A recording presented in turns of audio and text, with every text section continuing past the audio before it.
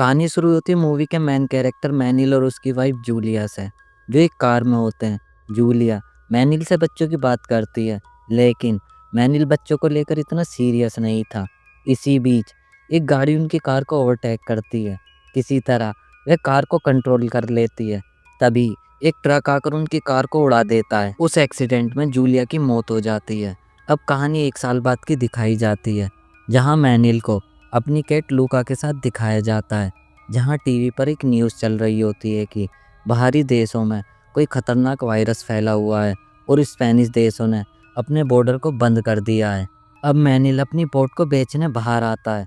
अब बोट दिखाने के बाद वह सुपरमार्केट आता है, जहां लोगों की काफ़ी भीड़ होती है और लोग हड़बड़ी में राशन भर रहे होते हैं।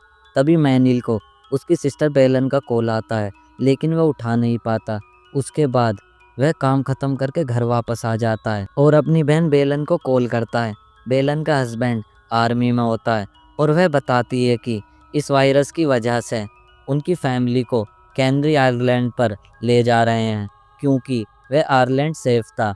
और वह कहती है कि तुम भी हमारे साथ चलो। तो मैनिल उनके साथ चलने के लिए रेडी हो जाता है और अपनी कैट के साथ वह शाम को एयरपोर्ट के लिए निकल जाता है। एयरपोर्ट पहुंचते ही वह बोर्डिंग की लाइन में लगा होता है। तभी फ़्लाइट कैंसिल हो जाती है और वहाँ झगड़े हो जाते हैं और मैनिल को वहाँ से जाना पड़ता है। तभी बेलन का कॉल आता है। वह कहती है, तुम मेरे साथ मत आओ, अभी के लिए तुम घर पर ही सेफ हो। अब मैनिल घर वापस जा रहा होता है। अब रास्ते में सभी लोग शहर छोड़कर जा रहे होते हैं, इसलिए रोड पर ट्रैफिक हो जाता है। इसलिए मैनिल अपनी कैट को लेकर कार वहीं छोड़कर पैदल निकल जाता है। अब वह रात को अपने घर पर पहुंच जाता है तो उसे घर के पास आर्मी दिखती है, जो ज़ोंबी को पकड़े होते हैं। मैनिल घर में आता है और अपना फ़ोन देखता है तो उसे वीडियो में कई सारे लोग दिखते हैं जो इन्फेक्टेड थे। अब मैनिल मार्केट से सामान लेना आता है तो वह देखता है कि लोगों ने मार्केट को खाली कर दिया है। मैनिल वहाँ से कुछ नहीं खरीद पाता तो वह एक पेट्रोल पंप पर आ जाता है। वहाँ उसे कुछ सामान मिल जाता है। तभी वह देखता है कि कुछ लोग चीखते हुए भाग रहे हैं, जहाँ एक ज़ोंबी एक पुलिस ऑफिसर पर हमला कर देता है। ज़ोंबी मैनिल की तरफ आता है, तभी वह पुलिस वाला उसे गोली मार देता है और खुद को भी गोली मार लेता है। जिसके बाद वह घर पहुंच जाता है, पूरे घर को सेफ कर देता है। दरवाजे पर सोल्जर आते हैं तो वह चुप रहता है और दरवाज़ा नहीं खोलता, तो वह सोल्जर वहाँ से चले जाते हैं। मैनिल कुछ दिन तक घर पर ही गुजारता है और जब राशन ख़त्म हो जाता है तो वह राशन की तलाश में बाहर निकलता है और काफ़ी घरों में खाना ढूंढता है, लेकिन उसे कुछ नहीं मिलता। एक घर में उसे बूढ़ी लेडी मिलती है, जो उसे कुछ जगह बताती है जहाँ खाना मिल जाता है। जिसके बाद वह उस आयरलैंड की तलाश में निकल जाता है, जो एकमात्र सेफ जोन था। रास्ते में उसे कई सारे ज़ॉम्बीज़ मिलते हैं। थोड़ी दूर जाने के बाद उसकी बाइक गिर जाती है और ज़ॉम्बीज़ वहाँ आने लगते हैं, तो वह बाइक छोड़कर वहाँ से भाग जाता है और एक बोट पर बैठकर आगे बढ़ता है। और आधी रात में वह बोट भी ख़राब हो जाती है। तभी उसे एक बड़ा शिप दिखता है और वह हेल्प लेकर उस शिप पर बैठ जाता है, जहाँ वह डिनर कर रहा होता है। तभी एक आदमी विक्टर, जो स्पेनिश बोल सकता है, वह बताता है कि सेफ आयरलैंड पर बहुत पहरा है और वहाँ पर बाहर के लोगों को नहीं आने दे रहे। तुम्हें हमारे साथ ही इसी शिप पर रहकर काम कराना होगा। रात को मैनिल की आँख खुलती है तो वह देखता है कि कुछ लोग शिप पर आना चाह रहे हैं। सुबह मैनिल देखता है कि कुछ लोगों का सामान वहाँ पड़ा है, लेकिन वह लोग वहाँ पर नहीं हैं। वह समझ जाता है कि उन्होंने उन्हें होस्टेज बना लिया है।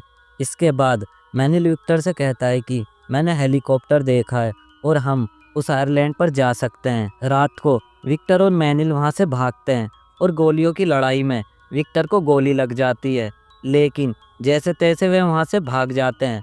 मैनिल को एक कार मिलती है और वह विक्टर को लेकर हेलीकॉप्टर पर जा ही रहा होता है। असल में मैनिल की वाइफ का वहाँ ट्रीटमेंट हुआ था, इसलिए मैनिल ने वहाँ हेलीकॉप्टर देखा था।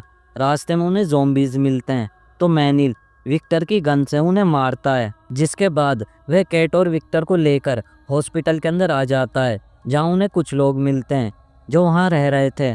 तो वह लोग विक्टर का ट्रीटमेंट करते हैं और विक्टर ठीक हो जाता है। मैनिल हॉस्पिटल की खिड़की से हेलीकॉप्टर को देखता है, जहाँ काफ़ी सारे ज़ॉम्बीज़ थे। तभी वह देखता है कि वही शिप वाले लोग उसका पीछा करते हुए वहाँ पहुँच चुके हैं।